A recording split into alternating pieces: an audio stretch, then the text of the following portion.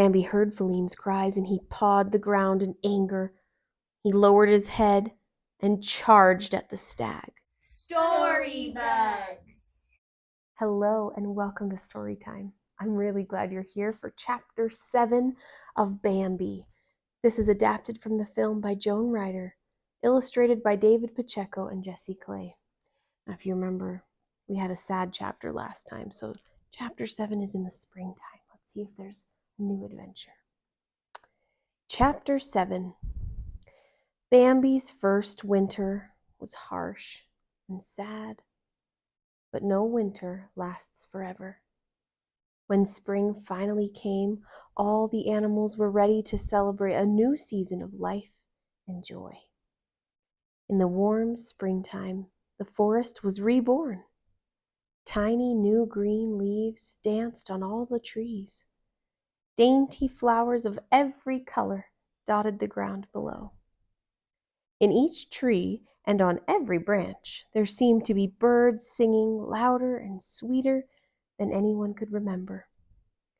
The birds had returned from their winter homes and were busy looking for mates. They flew through the trees, chasing each other in wild, wonderful dances, all the while singing their merry spring songs. All this noise woke up poor Owl in his tree. "Oh, what now?" Sleepy Owl muttered. "Hey, stop that racket!" He looked at the cheerful, romantic birds with disgust. All this billing and cooing was just too much for him. "Scat!"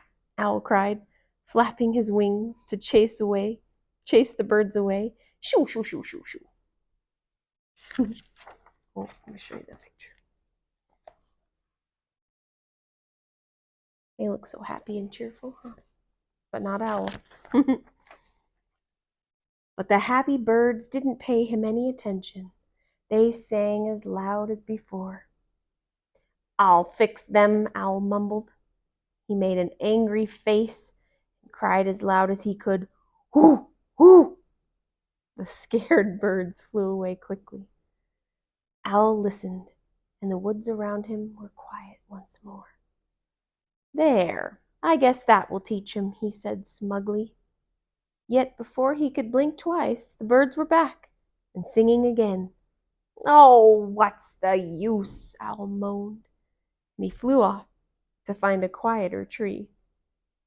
He found a good spot and settled down.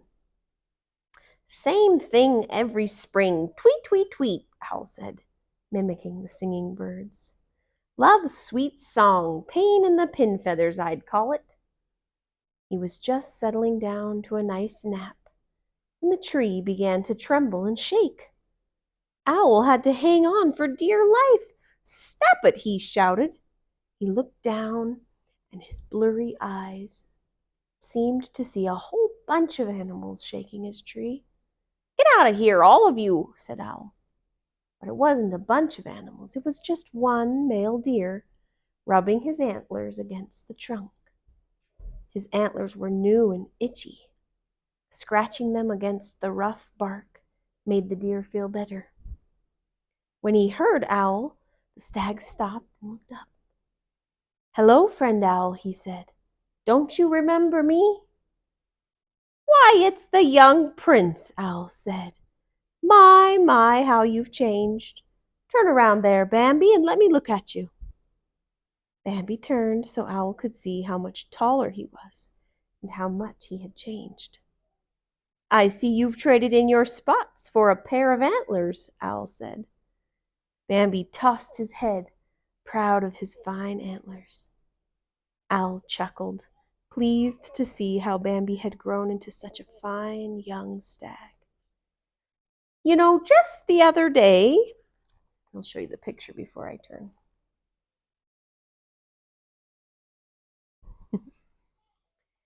"You know, just the other day I was talking to myself about you," Owl said. "We were wondering what had become of you." Just then, another voice called out, "Hello, Bambi." The voice sounded like Thumper's, but it was deeper. The rabbit that hopped toward Bambi was larger, too. But this large rabbit was Bambi's same bold and lively old friend. "Remember me?" said the rabbit, thumping on the ground with his big foot.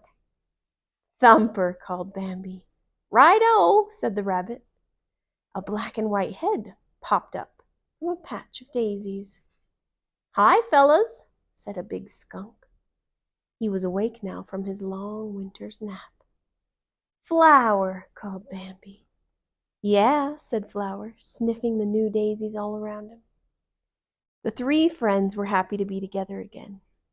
They had all grown bigger, stronger, but they still felt the same about each other. A pair of birds flew over their heads, dancing in midair, and acting rather silly, or so the friends thought. "Well, what's the matter with them?" Flower wondered. "Why are they acting that way?" Thumper asked Owl. Owl laughed at their confusion.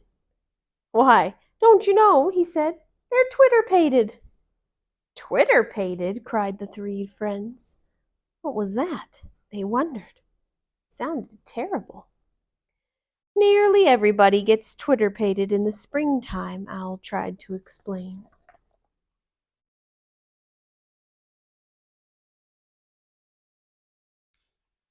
"For example, you're walking along, minding your own business, and all of a sudden you run right smack into a pretty face." Owl cringed and tried to hide. "Hoo, hoo," he called, and flapped his wings, frightening his listeners even more. "You begin to get weak in the knees," he said, "and then you feel light as a feather. And before you know it, you're walking on air." He glided high into the air as they watched, amazed. "And then you know what? You're knocked for a loop," he said, spinning around a branch. "You completely lose your head." Owl tucked his head inside his feathers till it disappeared. He looked headless. "Gosh," said Thumper, horrified. "That's awful." Owl enjoyed being dramatic, and he saw he had his audience's full attention now. "And it can happen to anybody, so you better be careful," he warned them, creeping closer and closer. "It could happen to you," he cried, pointing to Bambi. "And you," he cried, pointing to Thumper. "Yes, it could even happen to you," he cried, pointing to Flower. The three animals were stunned. They could become twitter-pated? What a terrible thought. "Well, it's not going to happen to me," said Thumper firmly. "Me neither," promised Bambi and Flower together. The three friends looked at each other and nodded in agreement. No matter what Owl thought, they were never going to be twitter-pated. They marched away, confident that would never happen to them.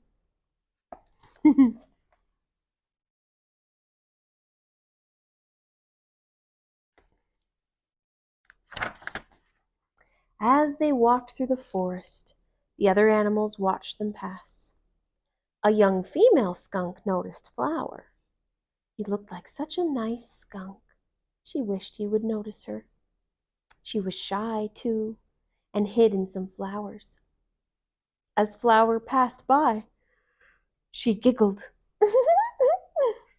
The flowers shook all around her, and Flower caught a glimpse of her. He moved a little closer. Who was hiding there, he wondered. Someone was being very mysterious. Flower crept closer and closer until he could see it was a little skunk, just like him. The two shy animals looked at each other. Softly their noses touched, and Flower felt different. He tumbled backward in delight. Down the path, Bambi and Thumper slowly realized that Flower was no longer following them. When they turned to look for him, they saw two striped tails rising from the field of flowers. Their friend popped up from the flowers, shrugged, and giggled happily. Thumper watched the two skunks head off together and shook his head. "Twitter-pated," he said. Bambi and Thumper stuck together as they walked through the woods. But before long, a female rabbit saw Thumper. She made a soft sound that caught his attention. She hummed to him, and he watched her and listened to her. She certainly did not look like any rabbit he'd ever seen before. She was so soft and furry. Her ears were so long and dainty. She hopped closer to him and whispered, "Hello." Startled, Thumper didn't know how to react. His foot started thumping out of control. Thump, thump, thump, thump, thump. The young female rabbit saw how nervous he was, and she touched him gently to calm him. He stopped thumping and simply stared at this kind, gentle rabbit. How wonderful she seemed, he thought. How beautiful, how sweet.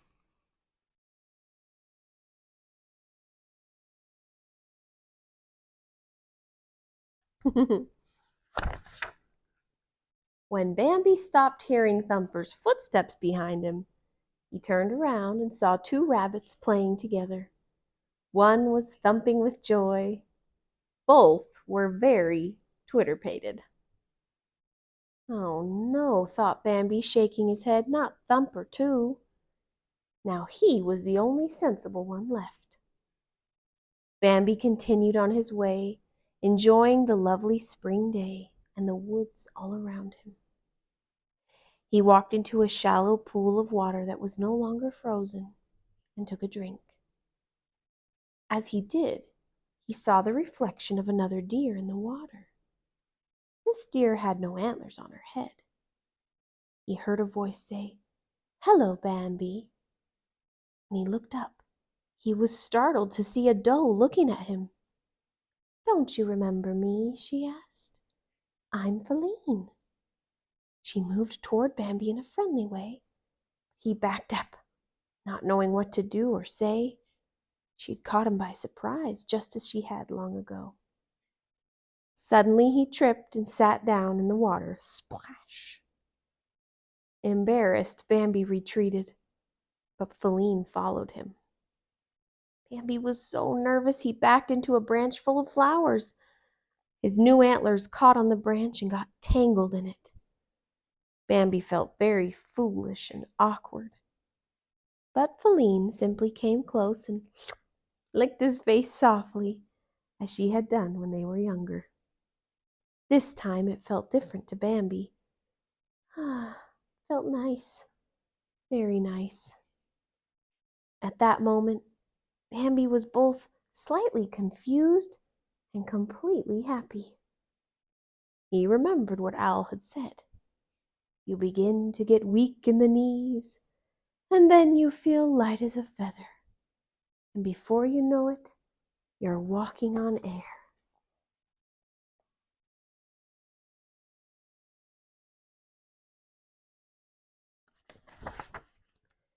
That's how I feel, Bambi thought. I must be twitter-pated. But it didn't matter anymore. All he could think of was Feline. Bambi leapt gaily after her across the meadow, where they had played as fawns. He felt as if he could jump higher than any stag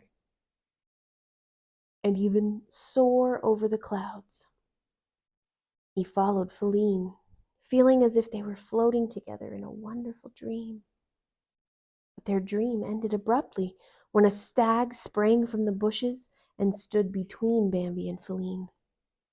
The stag lowered his head and jerked his antlers threateningly until Bambi backed away from the sharp points. Bambi stared over the stag at Feline. She was just as surprised. He tried to go around the stranger, and Feline tried to do the same. The stag thrust himself between them again. Contemptuously, he turned his back on Bambi. Bowing his head, he tossed his antlers at Feline. "Bambi!" she called. With quick bobs of his head, The stag drove Feline deeper into the woods, away from Bambi. Bambi heard Feline's cries, and he pawed the ground in anger. He lowered his head and charged at the stag. With a powerful spring, the stag darted toward Bambi. They raced toward each other, but at the last moment, the stag shifted to one side, catching Bambi's body on his antlers. With the toss of his head, he threw Bambi to the ground. Bambi rose, stunned and dazed. Just in time, he turned his head and saw the stag charging again.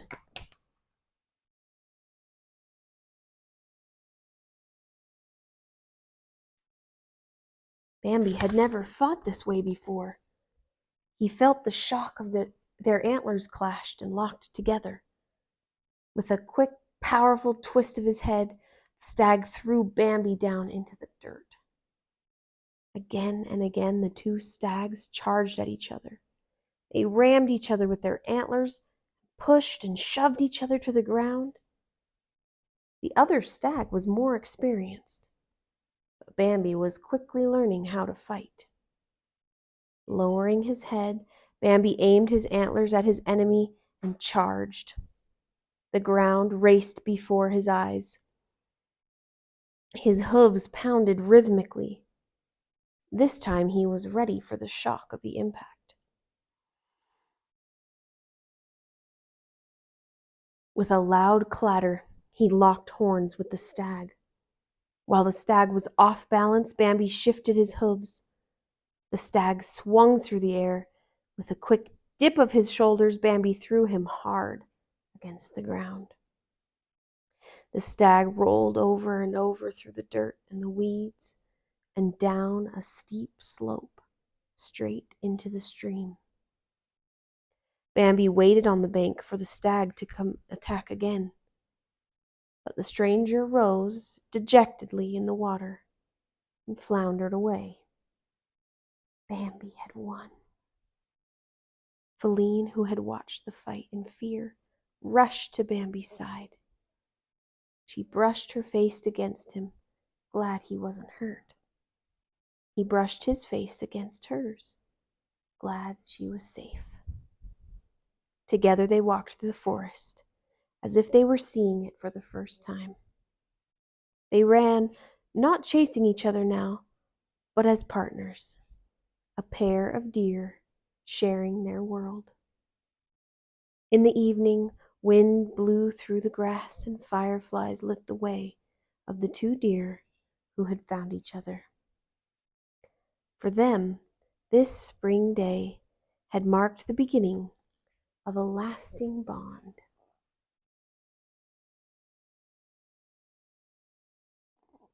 Bambi's growing up really fast, huh? And now he has somebody to be with. That was a really sweet one. I'm glad he didn't get hurt too in that fight. Oh, I can't wait to read chapter 8. I hope you guys will come back for the next one. See you next time. If you guys enjoyed reading that story, would you please click subscribe down below? We read new stories just like this one every day, and we would love to let you know when there's a new story to listen to.